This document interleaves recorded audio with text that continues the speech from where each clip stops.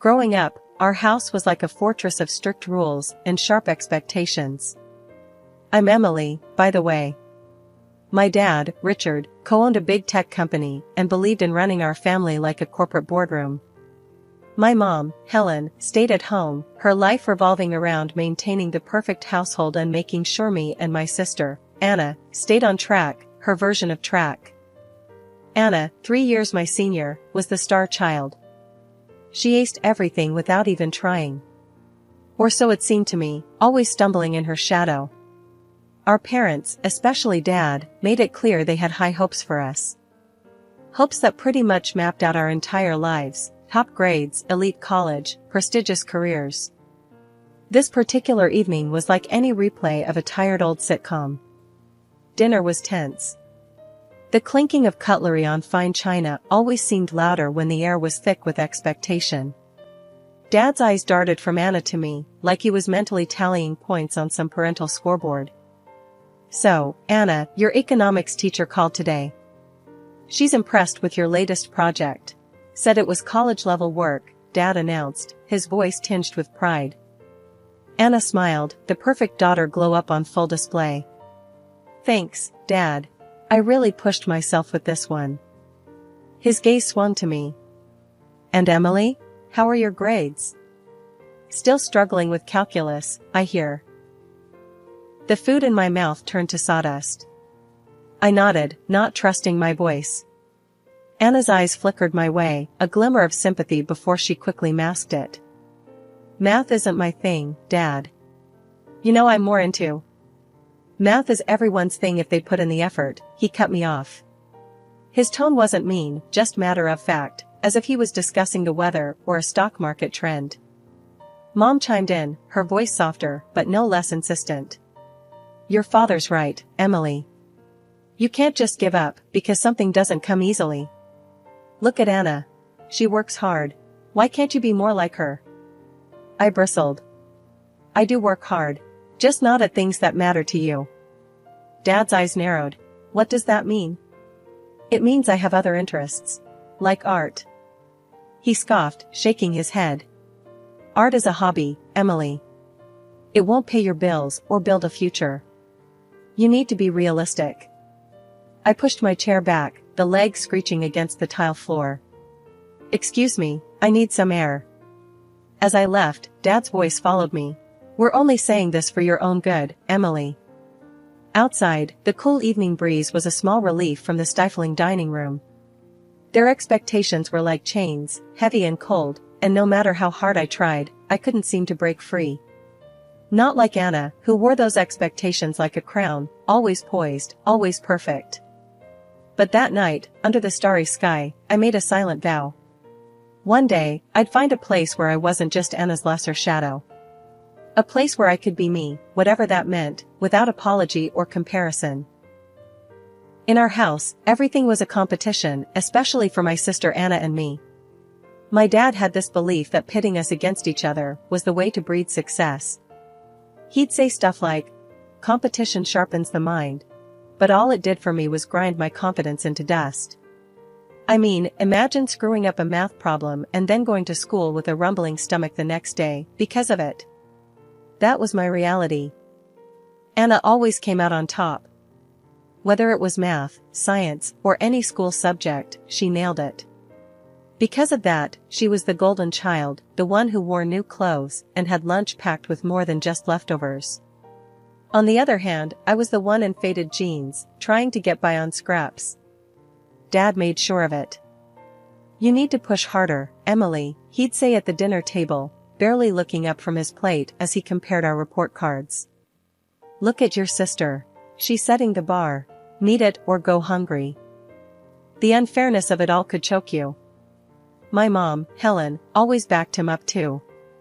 "Your father's right," she'd add, in that quiet voice of hers that somehow sliced deeper than any shout. "We only want what's best for you." But I had a different idea of what was best for me. My room was my refuge, a small space crammed with paints, brushes, and canvases. I wasn't any good with numbers or business strategies, but give me a brush, and I could make magic. One late afternoon, after another crushing round of comparisons where I came up lacking, I escaped to my room, slamming the door behind me. I needed to drown everything out, the disappointment in Dad's eyes, Mom's sighs, Anna's awkward attempts to make me feel better. Painting was my escape, my secret world. I was mixing some blues and greens, trying to capture the storm inside me on the canvas, when Anna knocked softly. "Emily, can I come in?" I didn't have it in me to send her away, so I just grunted. "Yeah, whatever."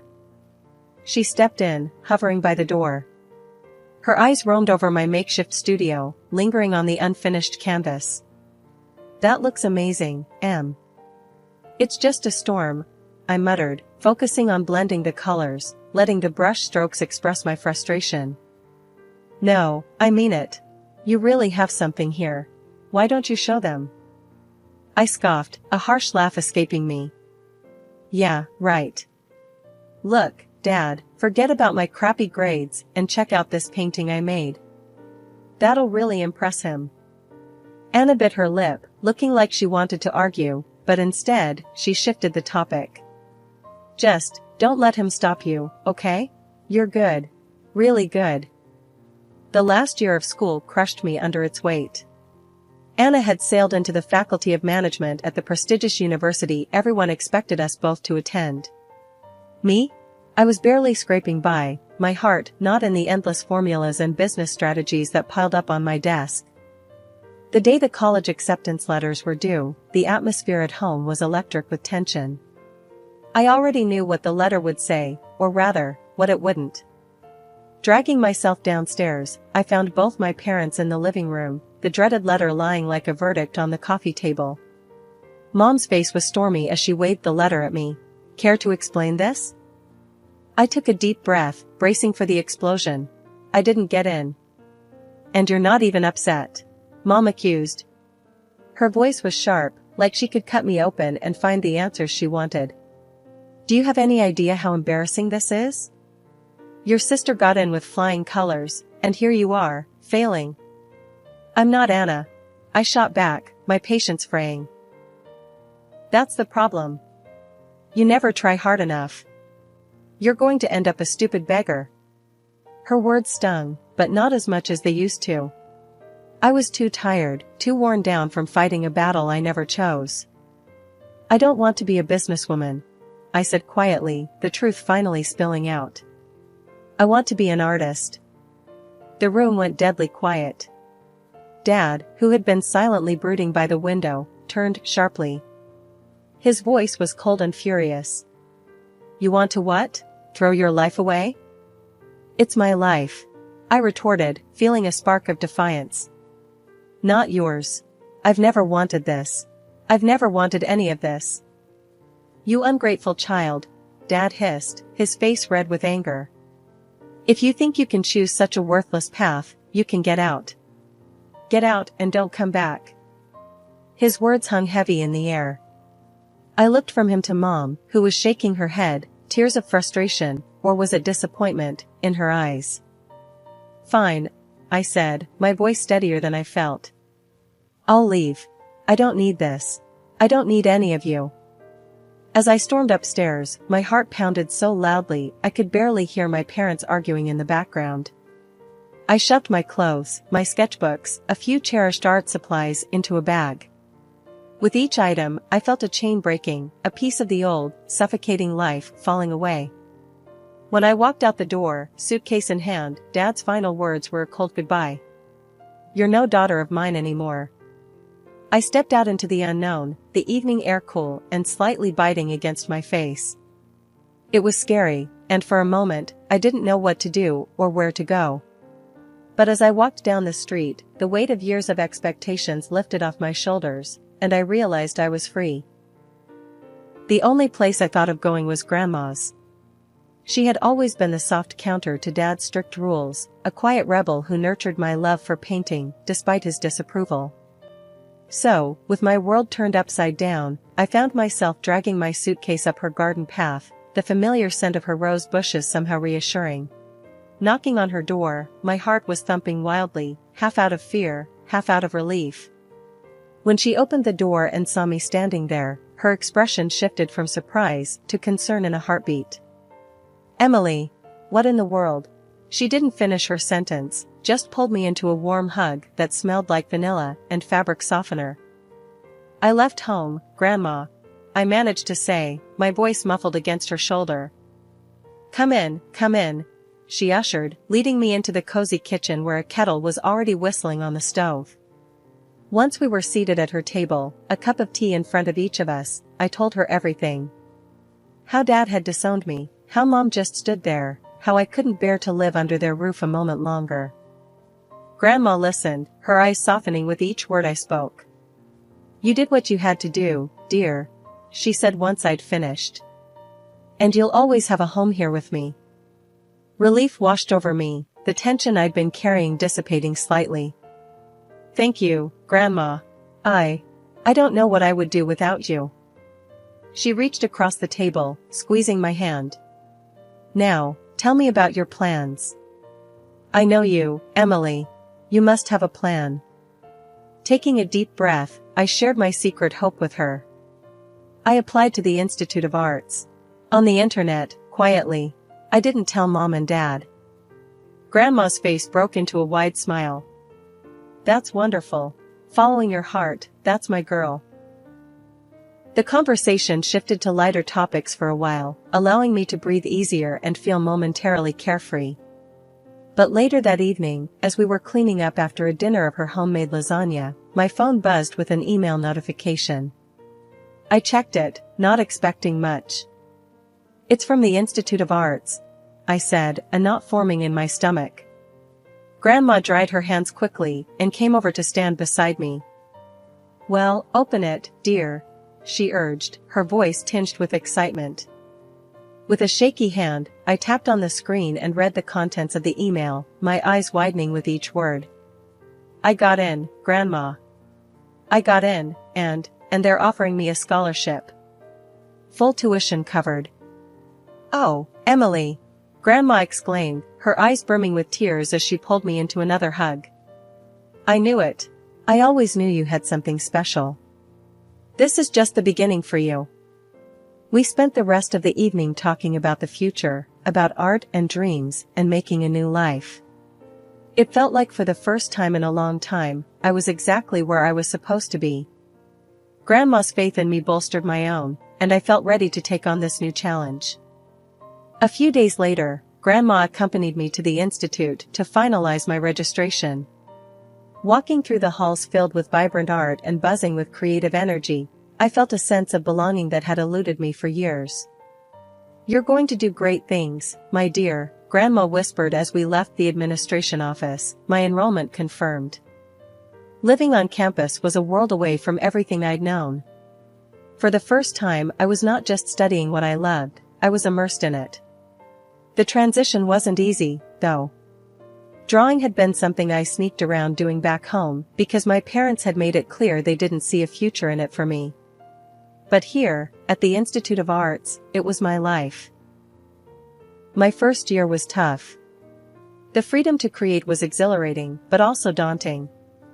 I struggled initially, battling the ingrained fear of my parents' disapproval and the pressure to prove I could make it on my own. Yet, with every sketch and painting, I grew more confident. By the end of the year, not only had I found my footing, but I had also emerged as one of the top students in my class.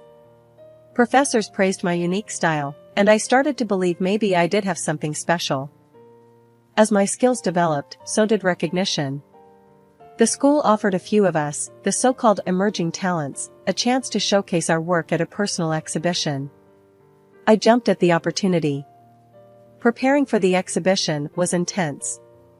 Every piece had to say something, to stand out. I poured my heart into each painting, hoping they were good enough to be noticed. The night of the exhibition was surreal. The gallery was buzzing with people, music softly playing in the background, lights casting a perfect glow on the paintings.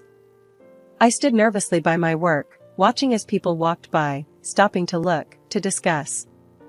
My grandmother, who had come to see the exhibition, stood beside me, her eyes wet with pride.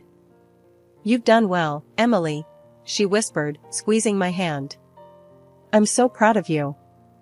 That night, something incredible happened.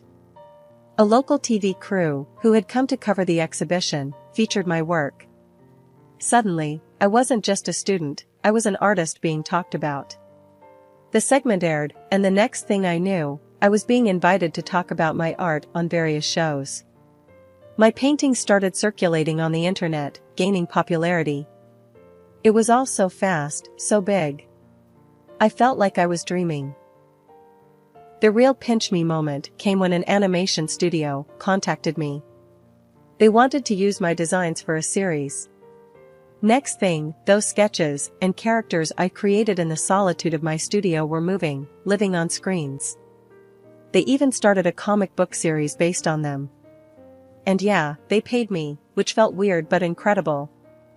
I remember sitting in my dorm, watching the first episode of the animated series, thinking about how far I'd come. From hiding my sketches from my parents, to seeing my creations come to life on TV, it was mind-blowing. I was in my studio on campus, streaks of paint on my hands, and a blank canvas waiting, when my phone rang. It was Anna. I hesitated for a moment, not sure what to expect. We hadn't talked much since I left home. "Emily? It's Anna," she said, her voice uncertain. "I saw you on TV last night. You were amazing." "Thanks," I replied, taken aback by her call and her compliment. "I appreciate it, Anna. How's school going for you?" "It's fine," she said, though her tone suggested otherwise. "Actually, that's partly why I called. I've been thinking a lot about what I'm doing. I'm not sure I'm as cut out for the business world as Dad thinks. Watching you follow your passion made me wonder if I'm just going along with what's expected of me, not what I want." This was new. Anna, the perfect student, doubting her path? It's never too late to change your course, you know. If you're not happy, maybe it's time to think about what you really want, I said, more as a friend than as her estranged sister. "Yeah, right," she laughed softly. "Maybe I need a bit of your courage. We can share some of mine. I've got plenty to go around now," I joked, easing the tension. A few weeks later, Anna came to visit me. She toured my studio and my latest works, her interest genuine. It was strange but comforting to have her in my space, seeing the part of my life that had caused so much distance between us. "You really are talented, Emily," Anna said as she looked around at the paintings, the sketches, and the splashes of color everywhere. "It's my world," I told her, feeling a surge of pride. "Wanna try?" She hesitated, then smiled. "Why not?" Handing her a brush felt symbolic, like I was welcoming her into my life in a way we hadn't shared since we were kids. As Anna and I laughed over her crooked paint strokes, I realized that this recognition was all I had really wanted from the start. As our laughter died down, Anna's expression turned serious. "You know, when Mom and Dad found out about your TV spot and the shows, they were furious. Dad said you're defaming the family name with your doodles. They really don't get it, Em." The words stung, but I wasn't surprised. "Let them think what they want," I said, shrugging. "I'm not living for them anymore, Anna. I'm living for me. And for the art." "Yeah." Anna nodded, looking around at all the colors and shapes that filled my world now. "You've built something beautiful here, Em. Don't ever let them tell you otherwise." Hearing that from Anna, knowing that she saw the value in what I was doing despite our parents' disapproval, meant everything. It solidified my resolve to keep going, no matter what they said or did. I was an artist, and that was something no one could take away from me. It had been 6 months of peace and creativity when it all came crashing down during one of my exhibitions. I was showcasing some of my latest work, which had drawn a decent crowd, buzzing with chatter and admiration. That's when my parents stormed in, their faces thunderous. My father, his face red with anger, scanned the room until his eyes landed on me. Without hesitation, he marched over, my mother trailing behind him, her eyes darting nervously around the room. The moment he reached me, he erupted. "This is what you left your family for? These ridiculous paintings?" He gestured wildly at my art hanging on the walls. You're shaming us, Emily. You think this is a real job? Artists are just drug addicts pretending to be profound. I was stunned, words failing me as his voice echoed off the gallery walls. Before I could gather my thoughts, he lunged at one of my paintings, his hands clawing at the canvas. I gasped, stepping forward, but the gallery organizer was quicker. He called security immediately. "Sir, you need to leave. Now," the organizer demanded, as two guards quickly intervened, pulling my father away from the damaged artwork. The aftermath was a blur of apologies from me to the guests and the gallery owner, assurances that this was an isolated incident. But the damage was done. The evening was ruined, and so was my mood. Over the next few days, my phone was bombarded with texts from both of my parents. Each message was a dagger, full of accusations and predictions of doom. "You'll come crawling back once you realize the real world isn't kind to dreamers," one read. "You think you're successful? This is just a phase," said another. I tried to ignore them, but each beep of my phone brought a fresh wave of anxiety. It wasn't until I received an email notification about the animated series based on my artwork that I found a sliver of vindication. The series had just crossed another 1,000,000 views, and the comments were overwhelmingly positive, praising the creativity and unique style. Fueled by a mix of anger and pride, I copied the link to the YouTube page and sent it to my parents with a simple message: "See for yourself." After that, the messages stopped. Their silence was louder than all their criticisms combined. Maybe, just maybe, they had watched the videos and read the comments. Perhaps they finally understood that my art was something real and valued by others, even if they couldn't see it themselves. 2 years had flown by when my sister Anna called me with news that shook our family to its core. Dad had lost his business due to a betrayal by a foreign partner, and they were financially ruined. They had to sell the house and move into a small apartment. What's more, Anna decided to leave the prestigious university she never truly loved and was planning to transfer to another college to study landscape design, something she was genuinely passionate about. During the holiday season, I visited Grandma's house, where Anna was now staying. She was beaming with genuine happiness, a stark contrast to the stressed sister I remembered. "I've got a scholarship, Emily," she told me as soon as I walked in. "I'm finally studying what I want, and I'll be living here with Grandma." "That's amazing, Anna. I'm so proud of you," I replied, embracing her tightly. Grandma joined in, hugging us both. "You girls are so talented," she said, her eyes twinkling with pride and love. Over the next 3 years, my career as an artist flourished.